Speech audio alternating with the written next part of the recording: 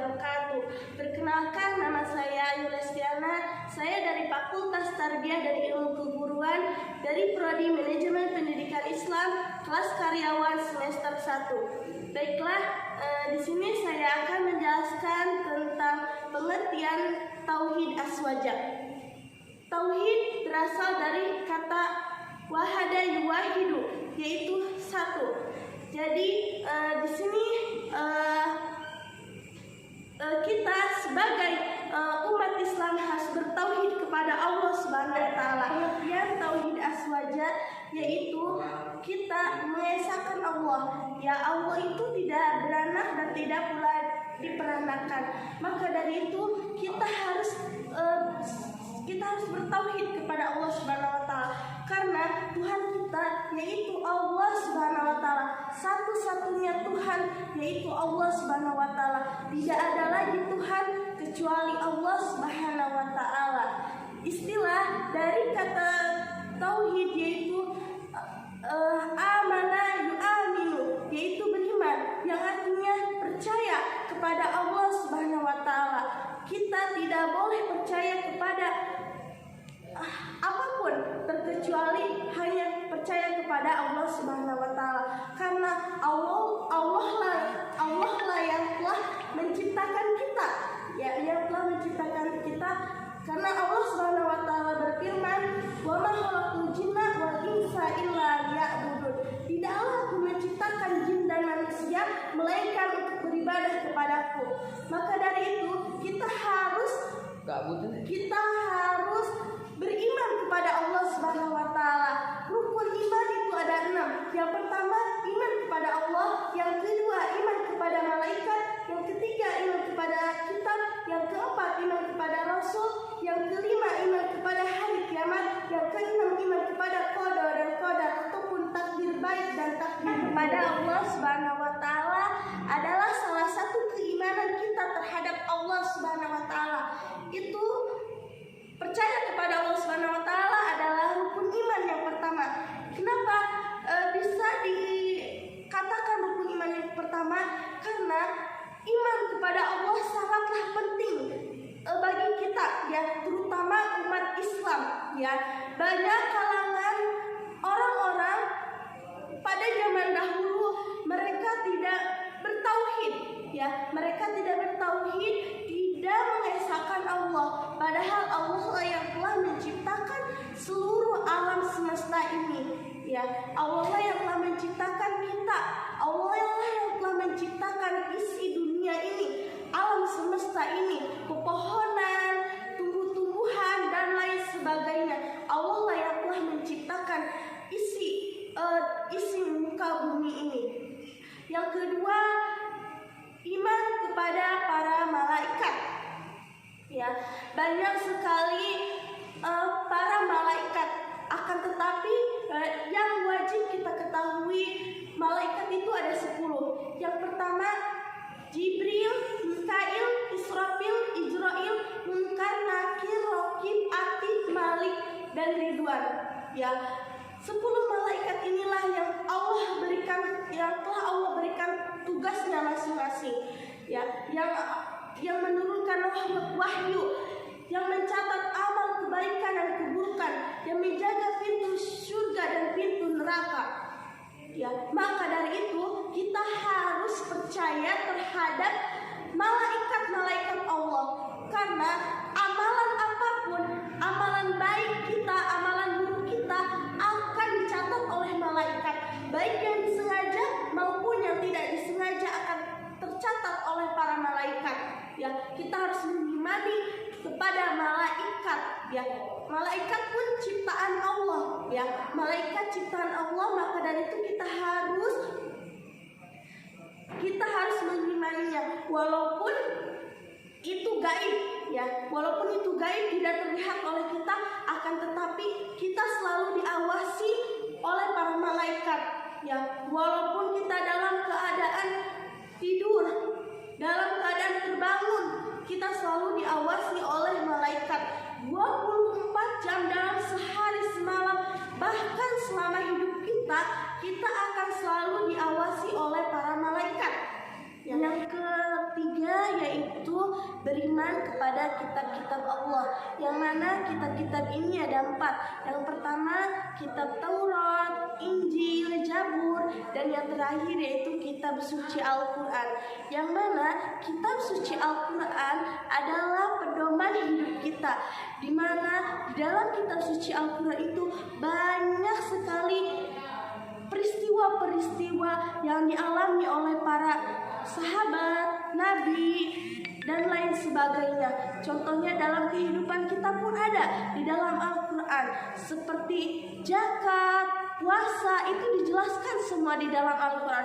Betapa pentingnya kita mempelajari Al-Quran, betapa pentingnya kita harus mendekatkan diri dengan Al-Quran, karena Al-Quran adalah salah satu pedoman hidup kita, salah satu pegangan dalam hidup kita, karena Al-Quran pun akan menjadi syafaat di hari kiamat nanti, akan membawa kita, akan memberikan syafaat terutama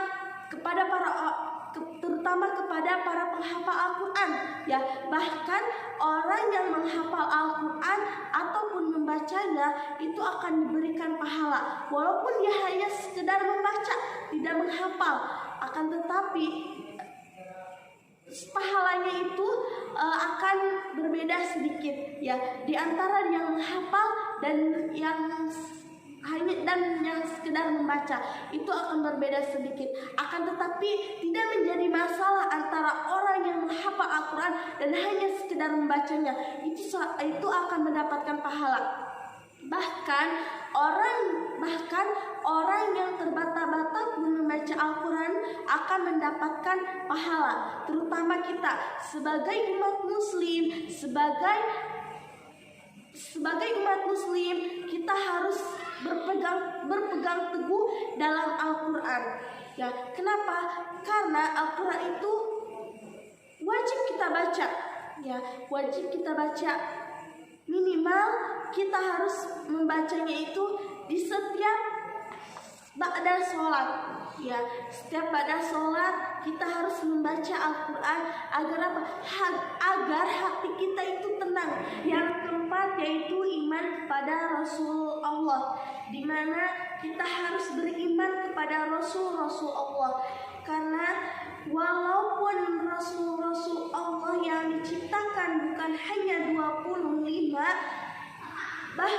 yang diciptakan oleh Allah itu ratusan, ya, bahkan ribuan nabi dan rasul yang diciptakan oleh Allah. Tapi yang wajib kita ketahui ada 25 nabi, ya.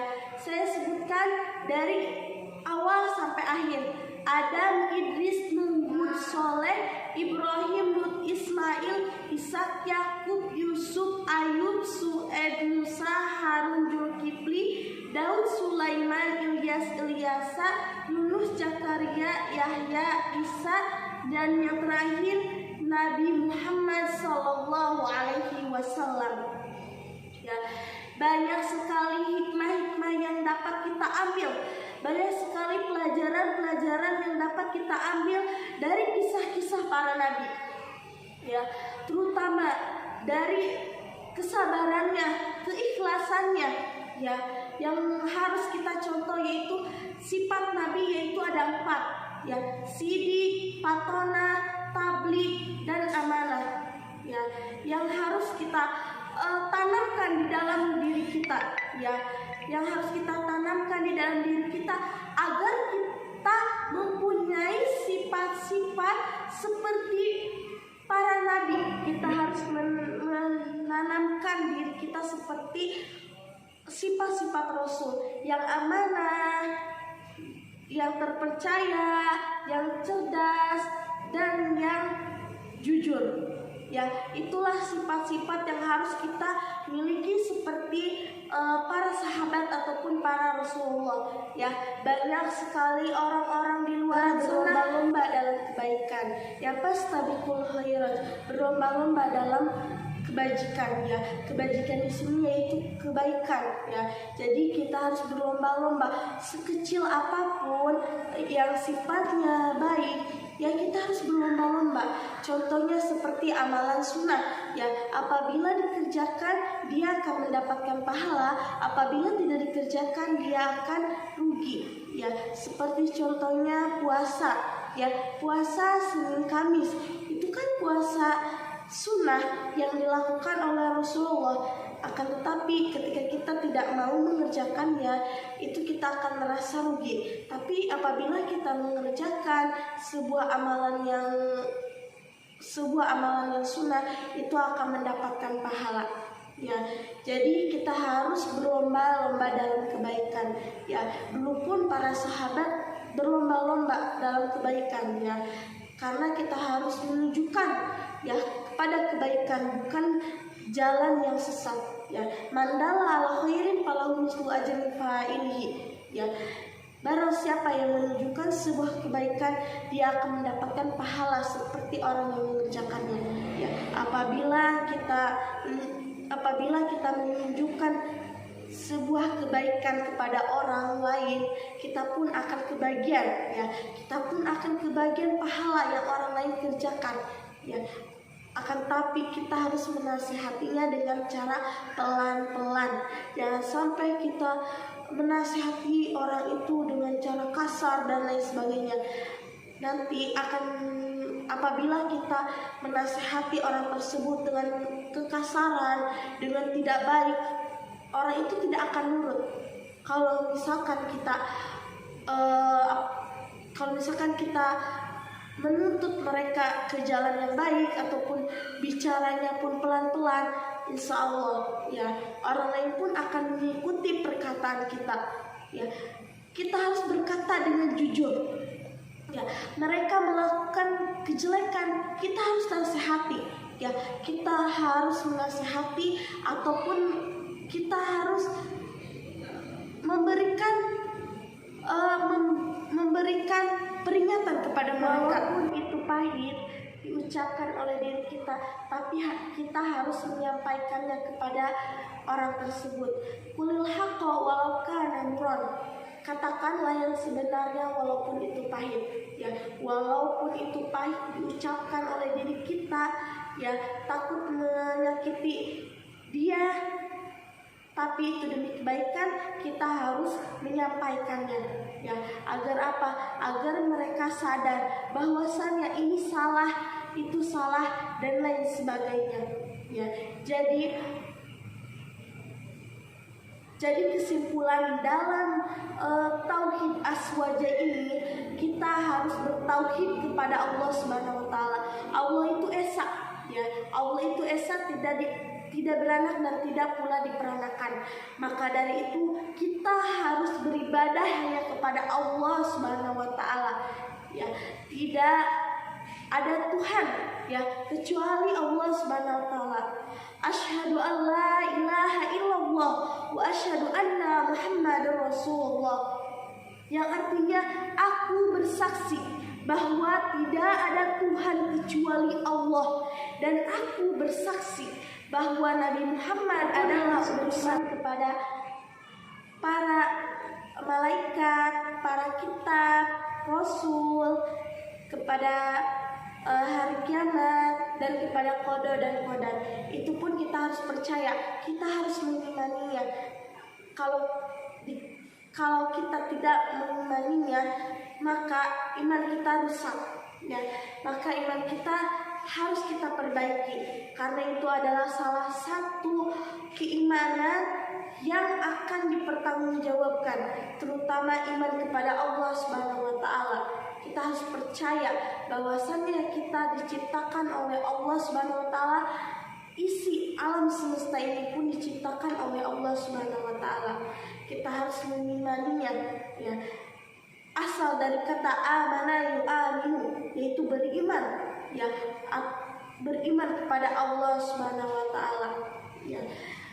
Beriman kepada Allah, bertauhid kepadanya, beriman kepada kitab, kepada malaikat kita harus wajib walaupun itu gaib, ya. Pada malaikat harus mengimaninya, ya. Tidak terlihat oleh kita, bahkan kita tidak bisa melihat seperti apa wujud malaikat itu, akan tetapi malaikat tersebut selalu mengelilingi kita. Bahkan perbuatan kita setiap harinya dicatat oleh para malaikat. Nah, kita harus mengimaninya. Dan yang ketiga, harus beriman kepada kitab Allah, di mana kitab ini salah satunya yaitu kitab suci Al-Quran yang kita baca, yang kita pedomani setiap harinya. Karena di dalam kitab suci Al-Quran itu banyak sekali manfaat-manfaat yang bisa kita ambil, ibroh-ibroh yang bisa kita ambil. Ya, harus kita baca setiap harinya. Jangan sampai kita tidak membacanya. Walaupun satu ayat, kita harus membaca Al-Quran. Jangan pernah kita tinggalkan. Itu yang terakhir, iman kepada Rasulullah. Ya, kita harus percaya kepada Rasulullah walaupun kita belum pernah bertemu. Ya, walaupun kita belum pernah ketemu dengan Rasulullah, akan tetapi Rasulullah ketika meninggalnya pun menyebutkan nama kita. Ya, ummati, ummati, ummati. Begitu beliau cintanya kepada umatnya, sampai meninggalnya pun beliau memanggil umatnya. Ya, kita harus bersyukur menjadi umat Rasulullah, karena Rasulullah lah yang akan menjadi penolong kita di yaumil hisab nanti. Ya, yang akan menolong kita di hari kiamat nanti. Ya, nabi-nabi yang lain tidak akan bisa membantu kita, tidak akan bisa menolong kita. Ya, hanya Nabi Muhammad lah nabi yang terakhir yang akan membantu kita, yang akan menolong kita, yaitu Nabi Muhammad SAW. Beliaulah yang telah memberikan uswah yang terbaik, ya, memberikan contoh yang terbaik. Bahkan beliau diturunkan ke muka bumi ini untuk menyempurnakan akhlak. Walaupun beliau udah tercatat akan masuk surga, tetapi beliau selalu menebar kebaikan. Beliau selalu menebar kebaikan demi umat-umatnya. Laqad kana lakum fi Rasulillahi uswatun hasanah. Ya, beliau diturunkan ke muka bumi ini untuk menyempurnakan akhlaknya. Banyak contoh-contoh yang harus kita ambil dari kisah Rasulullah, dari kisah para sahabat, dari kisah Khulafaur Rasyidin, dari kisah para nabi-nabi yang lain. Kita dapat mengambil hikmah tersebut. Mungkin cukup sekian dari saya, kurang dan lebihnya mohon maaf. Mohon maaf bila ada kesalahan dari kata-kata, walaupun dari sikap saya, mohon dimaklumi karena saya masih dalam tahap pembelajaran. Syukran katsiran, aqulu afwan minkum. Wassalamualaikum warahmatullahi wabarakatuh.